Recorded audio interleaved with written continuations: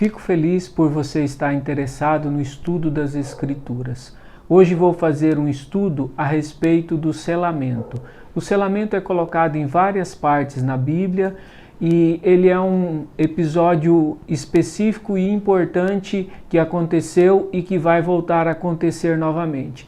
Por isso que seria importante a gente ler todos os textos que falam especificamente a respeito desse selamento e entender o seu contexto na história. E eu gostaria que você abrisse a sua Bíblia no livro de Ezequiel para que a gente possa entender aí um pouco a respeito do selamento. Então vamos começar pelo livro de Ezequiel. Tá? Ezequiel, no capítulo 9 ele vai falar a respeito do selamento, mas eu gostaria de ler um pedacinho no capítulo 7, justamente para contextualizar melhor esse selamento. Então, o capítulo 9, no início do capítulo 9, ele fala do selamento, mas o texto aí ele vem do 7, 8 e 9. Ele vai dar um panorama geral e aí ele vai falar a respeito desse selamento. Então, aí no capítulo 7 de Ezequiel, antes de lermos a Bíblia, vamos fazer uma oração. Então, gostaria que você fechasse os seus olhos para que nós pudéssemos fazer uma oração. Senhor nosso Deus, muito gratos estamos por estudar a Tua Santa Palavra. Pedimos, Senhor, que o Teu Santo Espírito venha nos dirigir e que Ele, Senhor, venha nos instruir e que possamos aprender aquilo, Senhor, que Tu queres, meu Deus. É o que nós pedimos e agradecemos em nome de Jesus. Amém. Então vamos lá. Hein? No capítulo 7, ele contextualiza melhor os eventos aí nesse último selamento. Então ele vai dizer assim, Ezequiel capítulo 7, eu vou ler do verso 1 até o verso 7. Só a introdução do capítulo 7 e depois vou ler aqui também uma parte no capítulo 9 especificamente. Então ele vem dizendo assim, Veio a minha palavra do Senhor, filho do homem, assim diz o Senhor Deus, acerca da terra de Israel. O fim vem sobre os 4 cantos da terra. Então ele está falando a respeito do final da história. E ele diz assim, agora vem o fim sobre ti. Enviarei sobre ti a minha ira, eu julgarei conforme os teus caminhos e trarei sobre ti todas as tuas abominações. Não te pouparei, nem terei piedade de ti, mas porei sobre ti os teus caminhos e as tuas abominações estarão no meio de ti. Então sabereis que eu sou o Senhor. Assim diz o Senhor Deus, o mal sobre o mal. Eis que vem o fim vem, despertou-se contra ti, eis que vem. Vem a tua ruína, ó habitantes da terra. Vem o tempo, chegado é o dia da turbação, e não da alegria sobre os montes. Então, ele vem falando aí a respeito do final da história, sobre a destruição que precede aí toda a terra. E aí depois no capítulo 8, ele fala um pouco a respeito da abominação, Abominação no lugar santo, abominação desoladora. Depois a gente vai ver um pouquinho a respeito disso daí em outro vídeo. E aí no capítulo 9, no verso 3 e 4, ele vai falar especificamente a respeito desse selamento. E ele diz assim, E a glória do Deus de Israel se levantou do querubim sobre o qual estava, e foi até a entrada da casa. Então clamou o Senhor ao homem vestido de linho, que tinha o tinteiro de escrivão à cintura. Ele disse, passa pelo meio da cidade, pelo meio de Jerusalém, e marca com um sinal na testa dos homens que suspiram e gemem por causa de todas as abominações que cometem no meio dela. Então aqui ele vem falando a respeito de um selamento específico, ou seja, de um sinal que deveria ser colocado na testa das pessoas que estavam ali clamando por causa da maldade que acontecia no meio do povo. Então, esse aqui é o primeiro texto, um texto de introdução a respeito do selamento. Hein? Então o selamento é um episódio importante. E agora eu gostaria de ler uns textos no Novo Testamento, que é em Efésios capítulo 1, verso 13. E também nele que vos estáis, depois que ouvistes a palavra da verdade, o evangelho da vossa salvação, tendo nele crido, fostes selados com o Espírito Santo da promessa, que é o penhor da nossa herança para a redenção da propriedade de Deus, em louvor da sua glória. Então ele está falando aqui que nós somos selados pelo Espírito Santo, né? E ele é o penhor da nossa salvação. Né? Então quem nos sela é o Espírito Santo. Por isso que Paulo diz assim, tendo crido, fostes selados com o Espírito da promessa, ou seja, o Espírito Santo da promessa, né? Que é o penhor, ou seja, que é a garantia da nossa salvação. Então o Espírito Santo, ele é quem nos sela. Né? E aí no capítulo 4, também, no capítulo 4, verso 30, ele diz assim, não entristeceis o Espírito de Deus, no qual foste selado para o dia da redenção. Então o Espírito de Deus nos sela para o dia da redenção. Então o Espírito Santo tem uma obra importante que é justamente selar as pessoas para a redenção. E agora eu gostaria de ler um texto em São João capítulo 17. São João capítulo 17, o verso 12. Eu vou ler alguns textos para que a gente possa contextualizar melhor. Então no 17, verso 12. Ele diz assim, Jesus, ele faz uma oração intercessória, né?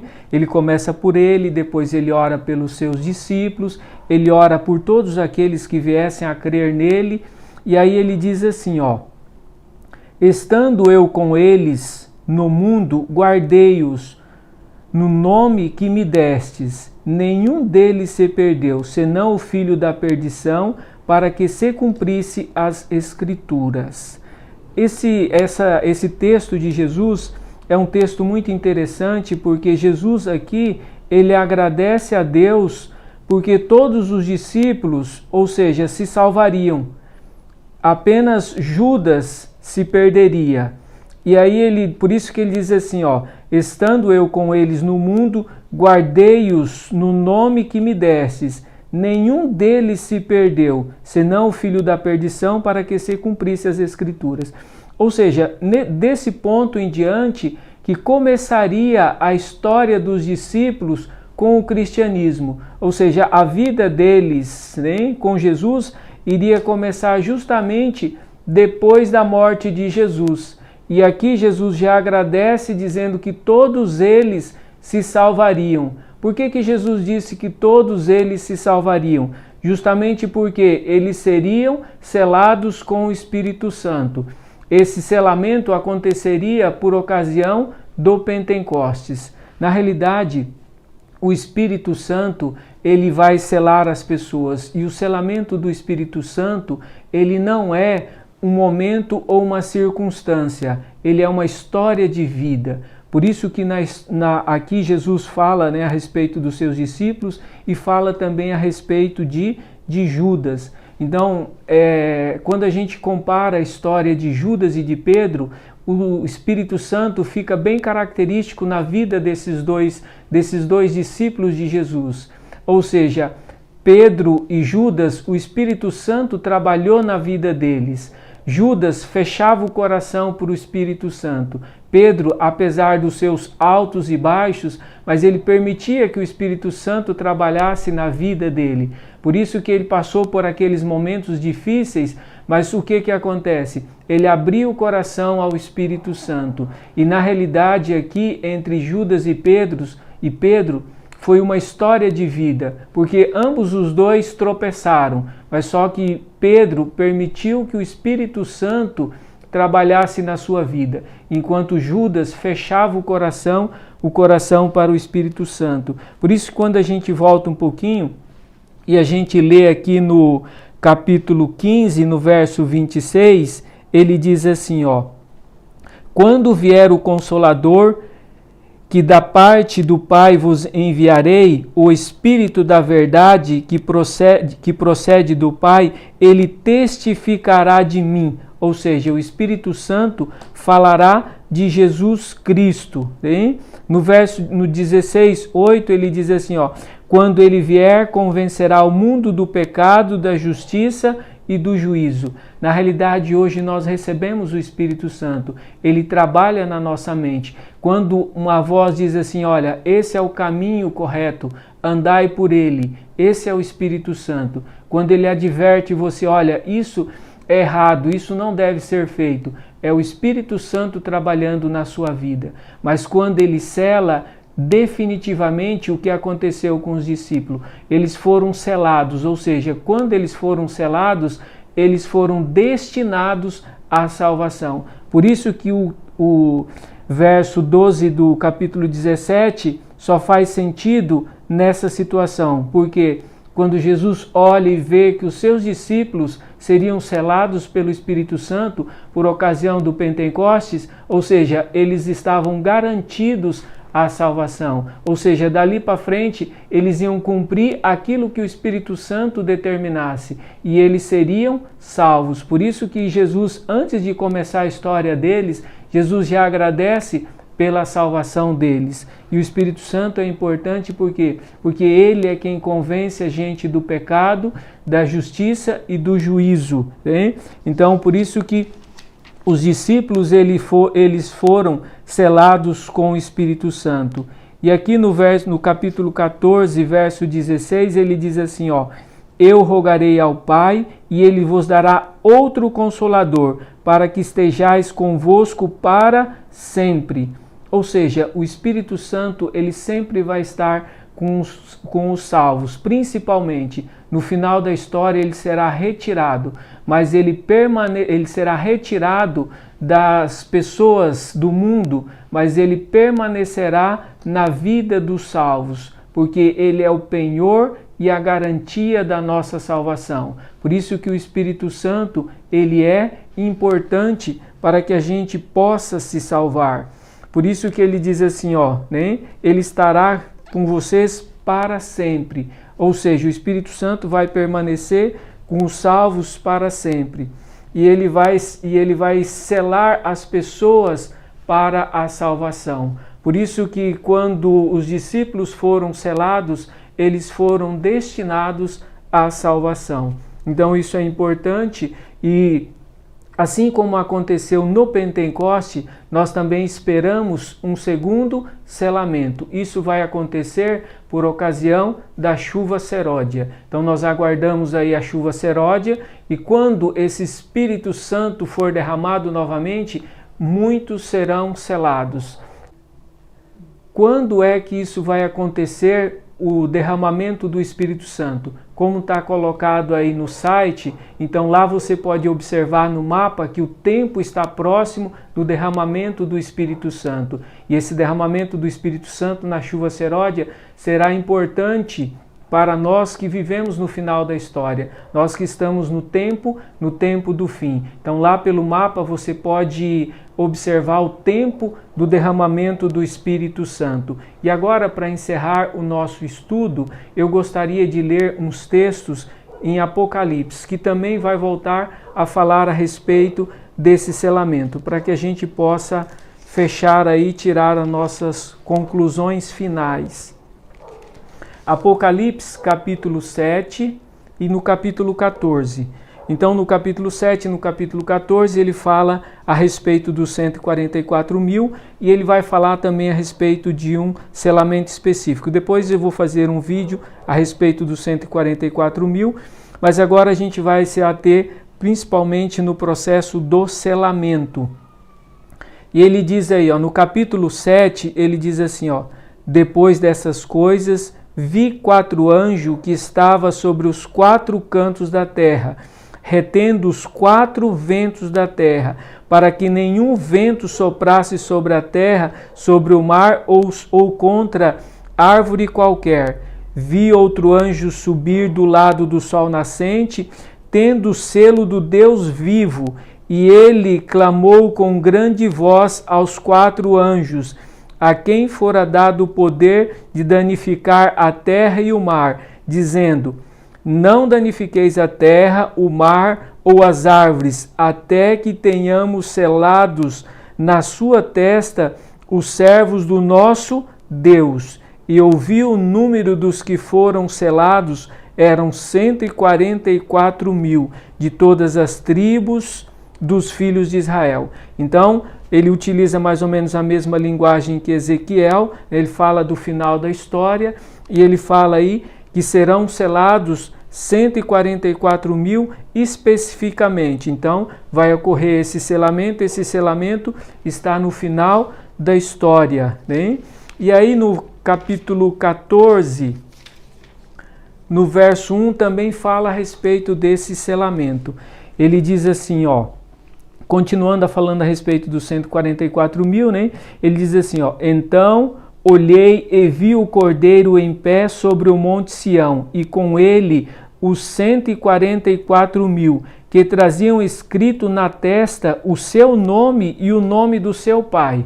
Então, na realidade, ali no capítulo 7, ele fala que serão selados na testa, e aqui ele diz, olha, eles trazem na testa o nome de Jesus e de Deus. Então, o Espírito Santo é quem sela e ele coloca o nome de Jesus e Deus. Assim como nós lemos lá em São João, que o Espírito Santo não falaria dele, mas sim de Jesus. Ou seja, ele tem a função de colocar na mente das pessoas, dos salvos, Jesus e Deus. Por isso que esse selamento é importante. E nesse selo ele traz o nome de Jesus e o nome de Deus. Por isso que, se você for ver no capítulo 13, um pouco antes, ele também vai falar de outro selamento. E fez que todos os pequenos, grandes, ricos, pobres, livres e escravos lhe fosse imposto um sinal na mão direita ou na testa, para que ninguém pudesse comprar ou vender, senão aquele que tivesse o sinal ou o nome da besta, ou o número do seu nome. E ele diz assim, aqui há sabedoria. Aquele que tem entendimento, calcule o número da besta, pois é o número de um homem, e o seu número é 666. Então ele fala de outro selamento. Na realidade, aqueles que não forem selados pelo Espírito Santo vão ser selados pelo espírito de Satanás, porque não ficará ninguém sem ser selado. Ou é selado para Deus, ou é selado para a salvação, ou é selado para a perdição. Por isso que ele fala aqui no capítulo 13 de um outro selamento. E interessante que ele diz assim, aqui há sabedoria, aquele que tem entendimento, calcule o número da besta, pois é o número de um homem. Na realidade, no final da história, Satanás se tornará um homem. Ele é o anticristo. Então, todos aqueles que não receberem o selo do Espírito Santo, eles vão ser selados com o Espírito de Satanás. E todos eles vão se ajoelhar diante do anticristo. Só não se ajoelhará diante do anticristo aqueles que tiverem o Espírito de Deus, porque ele é o penhor e a garantia da salvação. Ele é que não permite que os salvos adorem o anticristo, porque no final da história, Satanás se personificará em um homem. Por isso que lá em Daniel ele fala, ele é o leão que voa no céu, foi dado a ele um coração e ele se pôs de pé como um homem. Eu já fiz um vídeo falando a respeito do anticristo e ele é o próprio Satanás. Por isso que no final da história, uns serão selados pelo Espírito Santo e outros serão selados pelo Espírito de Satanás. Por isso que quando chegar esse tempo, haverá muitas manifestações. Nesse grande conflito, o Espírito Santo vai estar trabalhando de um lado e o Espiritismo vai também estar trabalhando do outro. Por isso que haverá uma grande confusão no mundo religioso, porque ambas as duas forças vão estar atuando. tanto o Espírito Santo trabalhando na vida das pessoas, ou seja, conduzindo as pessoas à salvação, conduzindo as pessoas a Cristo, e o Espiritismo também vai estar atuando, conduzindo as pessoas ao anticristo. Por isso que hoje é o tempo de buscar a Deus e pedir pelo derramamento do Espírito Santo e se preparar para receber o Espírito Santo, porque muito em breve todos serão selados, ou seja, para a salvação, ou seja, para a perdição, como aconteceu com os antediluvianos. Na realidade, os antediluvianos, eles foram selados no dia em que a arca fechou a porta. Passou-se 7 dias e a vida continuava.